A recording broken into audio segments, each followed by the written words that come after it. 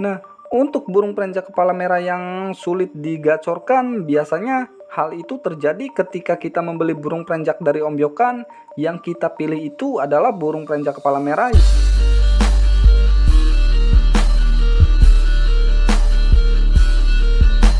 Halo sahabat kicomania, jumpa lagi dengan saya di channel yang berbagi pengalaman seputar burung. Nah oke teman-teman, kali ini saya akan berbagi sedikit pengetahuan ya. Dan pengetahuan ini berdasarkan dari sebuah pengalaman yang sudah saya dapatkan teman-teman. Karena di sisi lain ada yang berpendapat bahwa burung perenjak kepala merah yang masih giras nggak bisa digacorkan ya. Jadi tanda-tanda girasnya ini yaitu ekornya masih selalu ngipas, dia nggak akan bisa gacor kecuali dilakukan penjinakan dulu sampai ekornya benar-benar nggak ngipas lagi dan burungnya pun minimal jinak lalat. Itu baru bisa digacorkan, katanya seperti itu ya.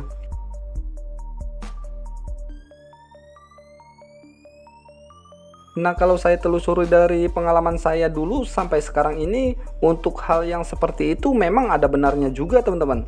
Tapi nggak semuanya ya.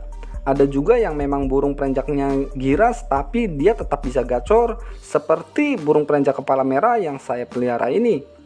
Walaupun dia giras tapi dia masih tetap bisa gacor teman-teman. Makanya tadi saya katakan juga memang ada benarnya juga tapi nggak semuanya ya. Kalau saya bilang sih perbandingannya antara 70% dan 30%. Untuk yang 70%-nya dia akan susah gacor, dan untuk yang 30%-nya dia masih tetap bisa gacor teman-teman. Dan untuk burung perenjak kepala merah yang saya pelihara ini adalah bagian dari 30% yang sudah saya jelaskan tadi ya, yaitu masih tetap bisa digacorkan teman-teman.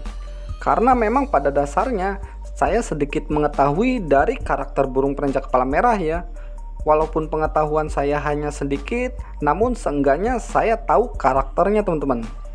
Makanya untuk burung perenjak kepala merah yang saya pelihara ini, dari semenjak awal beli dari ombyokan sampai sekarang ini, dia bisa gacor layaknya seperti burung perenjak kepala merah yang sudah rawatan lama ya.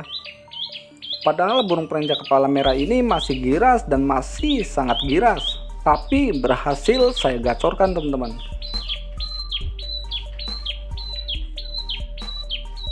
Jadi intinya nggak harus jinak dulu baru bisa gacor ya. Nggak seperti itu juga teman-teman. Yang penting perawatan kita konsisten, kita lakukan pemandian, penjemuran, pengembunan, dan juga pakannya harus kita penuhi ya.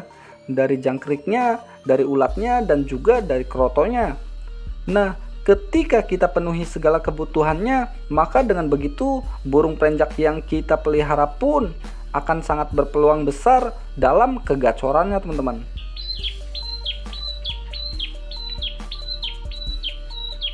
Nah jadi yang namanya kegacoran itu bukan berarti masalah jinak atau belum jinak ya.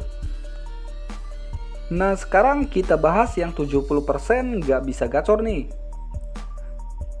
Nah, untuk burung perenjak kepala merah yang sulit digacorkan, biasanya hal itu terjadi ketika kita membeli burung perenjak dari ombyokan. Yang kita pilih itu adalah burung perenjak kepala merah yang usianya sudah tua teman-teman. Karena burung perenjak kepala merah yang usianya sudah tua itu biasanya tingkat stresnya tinggi ya. Nah, dengan usia burung perenjak kepala merah yang sudah tua yang kita pilih, biasanya itu yang sulit digacorkan teman-teman. Dan biasanya untuk burung perenjak yang sudah tua yang kita beli dari ombyokan itu, biasanya untuk proses pengepurannya juga agak sulit ya. Jadi bukan hanya sulit gacor aja, tentunya dalam proses pengepurannya juga bisa dibilang lumayan lama teman-teman. Makanya di video-videoku sebelumnya pernah saya bahas juga tentang perenjak muda ya, dan itu menjadi sebuah rekomendasi teman-teman. Karena yang muda itu biasanya ketika burung perenjaknya selalu terpenuhi segala kebutuhannya, dia akan bisa gacor ya. Apalagi kalau kita pakai doping-doping alami seperti daun mengkudu dan juga cabai, itu pasti akan lebih cepat lagi dalam kegacorannya teman-teman. Berbeda dengan burung perenjak kepala merah yang usianya sudah tua yang kita beli dari ombyokan ya. Karena untuk kegacorannya ini Perlu waktu yang lumayan panjang dan harus dijinakkan terlebih dahulu sampai burung perenjak kepala merah ini jinak lalat. Nah, itu burung perenjaknya baru bisa berpeluang besar mendekati kegacoran, teman-teman. Makanya jika ada yang berpendapat bahwa burung perenjaknya harus jinak dulu baru bisa gacor, hal itu ada benarnya juga ya. Karena biasanya burung-burung yang dijual di ombyokan itu kebanyakan yang sudah tua, teman-teman.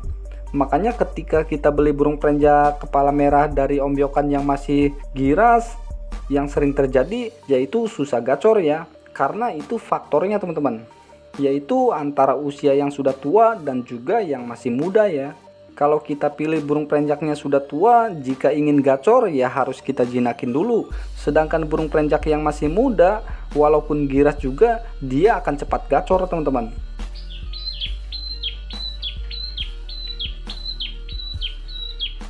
Nah, jadi sampai di sini jelas ya. Jadi intinya nggak semuanya burung perenjak yang giras itu susah gacor. Yang jelas inti permasalahannya yaitu dari usia burung ya, bukan dari kegirasan, teman-teman. Nah, mungkin sampai di sini cukup paham ya. Dan mungkin hanya ini yang bisa saya sampaikan di dalam video ini. Semoga video ini bisa bermanfaat. Salam sahabat Kicomania.